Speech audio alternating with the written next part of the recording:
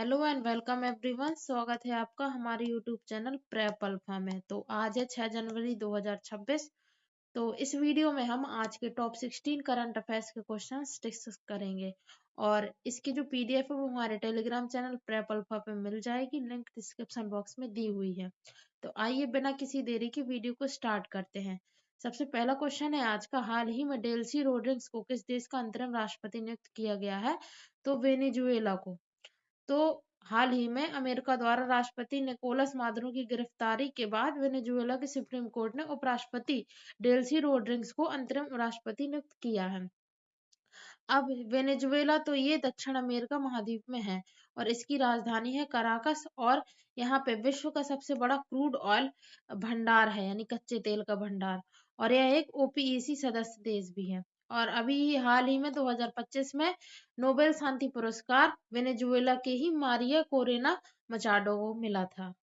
अब question number 2 है आज का। हाल ही में वित्त वर्ष 2026 में भारत के निवेश चार्ट में कौन सा राज्य शीर्ष पर रहा? तो आंध्र प्रदेश। अब जो फाइनेंशियल ईयर 2026 है उसमें भारत के कुल निवेश का 25.3% हिस्सा आंध्र प्रदेश को मिला, जिससे यह देश शीर्ष के निवेश आकर्षित करने वाला राज्य बन गया। अब आंध्र प्रदेश से रिलेटेड तो फल एवं केला उत्पादन में प्रथम नंबर पे है भारत में आंध्र प्रदेश। पुंडरू खादी को जीआई टैग मिला है आंध्र प्रदेश की। और प्रस्तावित स्पेस सिटी है तिरुपति और वर्तमान में यहाँ के मुख्यमंत्री हैं N Chandrababu Naidu. Question number 3 है हाल ही में भारत का पहला सरकारी अस्पताल आधारित एआई क्लिनिक कहाँ शुरू किया गया है? तो ग्रेटर नोएडा में। ग्रेटर नोएडा स्थित government institute of medical sciences GIMS में भारत का पहला सरकारी अस्पताल आधारित एआई क्लिनिक शुरू किया गया है। अब नोएडा तो नोएडा में मोबाइल टेम्पर्ड ग्लास की भी सबसे बड़ी फैक्ट्री के रूप में जानी जाती है और उत्तर प्रदेश सर्वाधिक एक्सप्रेस वे वाला राज्य है। क्वेश्चन नंबर 4 है हाल ही में किस राज्य ने स्कूलों में अखबार पढ़ना अनिवार्य किया है? तो राजस्थान। अभी कुछ ही दिनों पहले उत्तर प्रदेश के में भी स्कूलों में अखबार पढ़ना अनिवार्य कर दिया था, सरकारी स्कूलों में। तो अब राजस्थान सेकंड नंबर का राज्य बन गया है जहां पे स्कूलों में अखबार पढ़ना अनिवार्य कर दिया गया है। अब राजस्थान क्षेत्रफल में सबसे बड़ा राज्य है और यहाँ की 96वीं रामसर साइट अभी बनी है सिलीसेट झील। और यहाँ पर कुछ प्रमुख टाइगर रिजर्व हैं जैसे कि Ranthambore tiger reserve, Sariska and Mukundra tiger reserve. Question number 5 है हाल ही में शब्दोत्सव साहित्य उत्सव का आयोजन कहाँ किया गया है? तो नई दिल्ली में। अब शब्दोत्सव साहित्य उत्सव का आयोजन मेजर ध्यानचंद स्टेडियम नई दिल्ली में किया गया है, जिसका उद्देश्य भारतीय भाषाओं और साहित्य को बढ़ावा देना है। क्वेश्चन नंबर 6 है हाल ही में स्किल द नेशन चैलेंज किसने लॉन्च किया है? तो राष्ट्रपति द्रौपदी मुर्मू ने। यह पहल युवाओं को कौशल आधारित रोजगार से जोड़ने के उद्देश्य से शुरू की गई है। अब राष्ट्रपति द्रौपदी मुर्मू से जुड़े कुछ तथ्य। तो भारत की ये पहली आदिवासी महिला राष्ट्रपति बनी है और आईएनएस वाघ शीर पनडुब्बी में अभी इन्होंने समुद्री यात्रा की है कुछ समय पहले और राफेल जेट से उड़ान भी भरी है। क्वेश्चन नंबर 7 है हाल ही में अग्नि 5 मिसाइल का सफल रात्रि परीक्षण कहाँ किया गया? तो उड़ीसा के एपीजे अब्दुल कलाम द्वीप में। अब अग्नि 5 तो ये एक प्रकार की आईसीबीएम यानी कि अंतर महाद्वीपीय बैलिस्टिक मिसाइल है जिसकी रेंज है 5000 किलोमीटर से भी ज्यादा और ये डीआरडीओ द्वारा विकसित की गई है। क्वेश्चन नंबर 8 है हाल ही में बीआरओ के नए डीजी कौन बने हैं? तो lieutenant general Harpal Singh. BRO तो इसकी स्थापना 1960 हुई थी। ये रक्षा मंत्रालय के अंतर्गत आता है। इसका आदर्श वाक्य श्रमणे सर्वम साध्यम।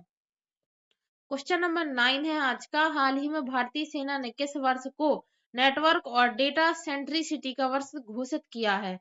वर्ष 2026 को। तो अब आर्मी की स्थापना हुई थी 1895 में और सेना दिवस 15 जनवरी को मनाया जाता है और वर्तमान सेना प्रमुख उपेंद्र द्विवेदी है। क्वेश्चन नंबर 10 है हाल ही में भारत किसे पछाड़कर दुनिया का सबसे बड़ा चावल उत्पादक देश बना है? तो चीन।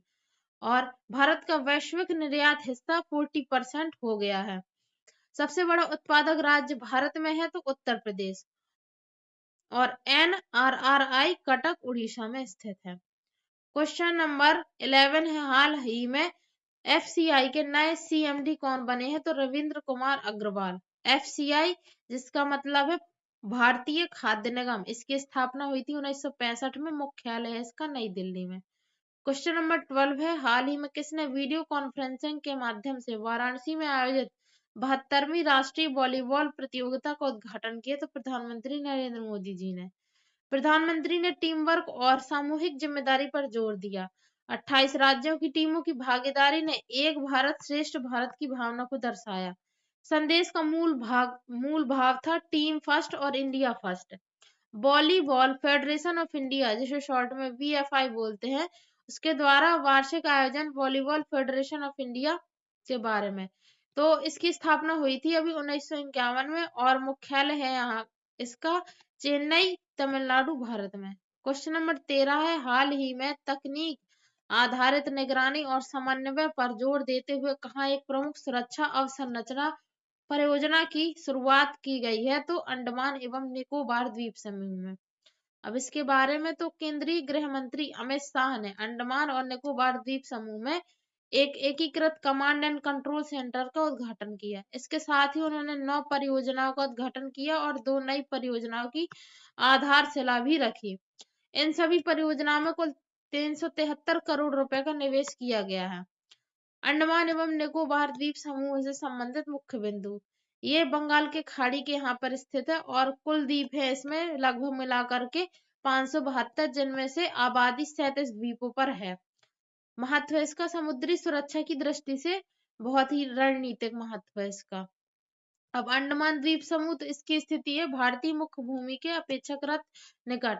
विस्तार है इसका उत्तर दक्षिण दिशा में लगभग 800 किलोमीटर तक। इसके प्रमुख द्वीप हैं उत्तर अंडमान, मध्य अंडमान और दक्षिण अंडमान। इसकी राजधानी है पोर्ट ब्लेयर। इसका महत्व है 10 डिग्री चैनल और मलक्का जलडमरू मध्य के निकट ये स्थित है। अब निकोबार द्वीप समूह, तो इसकी स्थिति है अंडमान द्वीप समूह के दक्षिण में 10 डिग्री चैनल द्वारा अलग। राजधानी है इसकी कार निकोबार, और यहाँ पर इंदिरा पॉइंट भारत का जो दक्षिणतम छोर माना जाता है वो है, और प्रमुख समुद्री मार्गों का निकटतम स्थान है ये। अब क्वेश्चन नंबर 14 है, हाल ही में राष्ट्रीय पक्षी दिवस 2026 कब मनाया गया है? तो 5 जनवरी को मनाया गया है। राष्ट्रीय पक्षी दिवस एक वार्षिक आयोजन है जो पक्षियों के कल्याण और संरक्षण को समर्पित होता है। यह दिवस पक्षियों को आवास विनाश, अवैध वन्यजीव व्यापार, प्रदूषण और जलवायु परिवर्तन जैसे खतरों से बचाने के महत्व को उजागर करता है। राष्ट्रीय पक्षी दिवस की शुरुआत 2002 में एवियन वेलफेयर कोएलिशन द्वारा की गई थी। यह अमेरिका के ऐतिहासिक क्रिसमस बर्ड काउंट के साथ शुरू हुआ जुड़ा हुआ है, जो दुनिया के सबसे पुराने वन्यजीव सर्वेक्षणों में से एक है। इस दिवस का उद्देश्य विशेष रूप से पालतू पक्षी व्यापार में होने वाले शोषण के प्रति जागरूकता फैलाना, पक्षियों के सामने मौजूद दीर्घकालिक संरक्षण चुनौतियों पर लोगों को शिक्षित करना था। अब भारत के बर्डमैन, तो डॉक्टर सलीम अली को भारत का बर्डमैन कहा जाता है। वो अग्रणी पक्षी विज्ञानी थे जिनके व्यापक सर्वेक्षणों ने भारत में आधुनिक पक्षी विज्ञान, जिसे ऑर्निथोलॉजी बोलते हैं, उसकी नींव रखी। भारत में पक्षी संरक्षण, भारत में पक्षियों की लगभग 1300 से भी अधिक प्रजातियां पाई जाती हैं और यहाँ पे 70 से भी अधिक पक्षी अभ्यारण्य हैं, जिसमें से कुछ प्रमुख इस प्रकार है। तो केवलादेव राष्ट्रीय उद्यान, जो कि भरतपुर में है, राजस्थान में, यह यूनेस्को विश्व धरोहर स्थल भी है और साइबेरियाई सारस जैसे प्रवासी पक्षियों के लिए प्रसिद्ध है। चिल्का झील उड़ीसा की एशिया की सबसे बड़ी खारे पानी की झील है। यहाँ पर लाखों प्रवासी पक्षी आते हैं। वेदांतगल पक्षी अभ्यारण्य, जो कि तमिलनाडु में है, भारत के सबसे पुराने जल पक्षी अभ्यारण्यों में से एक है। अब कुछ संकटग्रस्त प्रजातियां, तो international union for conservation of nature, जिसे शॉर्ट में IUCN बोलते हैं, उसके अनुसार भारत के सभी पक्षी जैसे कि ग्रेट इंडियन बस्टर्ड, जिसे सोन चिरैया भी बोलते हैं आम भाषा में, सफेद पीठ वाले गिद्ध और बंगाल फ्लोरिकन गंभीर रूप से लुप्तप्राय श्रेणी में आते हैं। भारत का राष्ट्रीय पक्षी मोर है। कब उसे राष्ट्रीय पक्षी घोषित किया गया था? तो 1963 में। और मोर को वन्यजीव संरक्षण अधिनियम 1972 के तहत संरक्षण प्राप्त है। क्वेश्चन नंबर 15 है, हाल ही में महाराष्ट्र का नया DGP किसे बनाया गया है?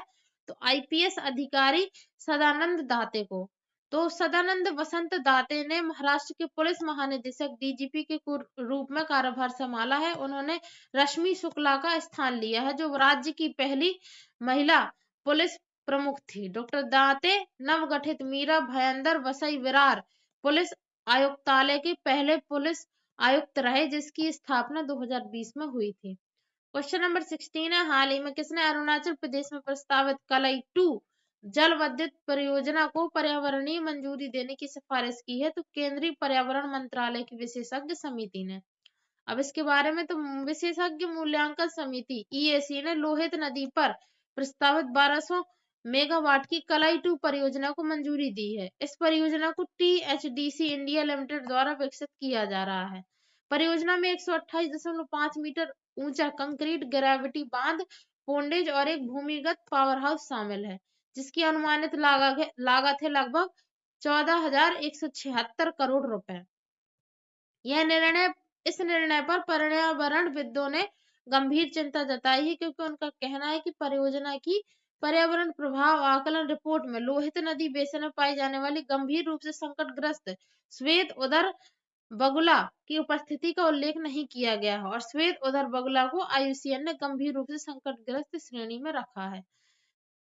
अब कुछ जो पहले के अभी जनवरी के दिवस हो चुके हैं उनके बारे में देख लेते। तो 1 जनवरी को हुआ था वैश्विक परिवार दिवस, 2 जनवरी को मनाया गया था विश्व अंतर्मुखी दिवस, 3 जनवरी को मनाया गया था अंतर्राष्ट्रीय मन शरीर कल्याण दिवस और 4 जनवरी को मनाया गया था विश्व ब्रेल दिवस। तो ये थे आज के हमारे टॉप 16 करंट अफेयर्स के क्वेश्चंस और साथ में थोड़ा सा एक्सप्लेनेशन। आई होप आपको वीडियो पसंद आया होगा। अगर पसंद आया हो तो एक लाइक जरूर करें, शेयर करें, चैनल को सब्सक्राइब भी कर लें और कमेंट सेक्शन में अपना फीडबैक लिखना ना भूलें। Thank you so much for watching. पढ़ाई करते रहिए। All the very best.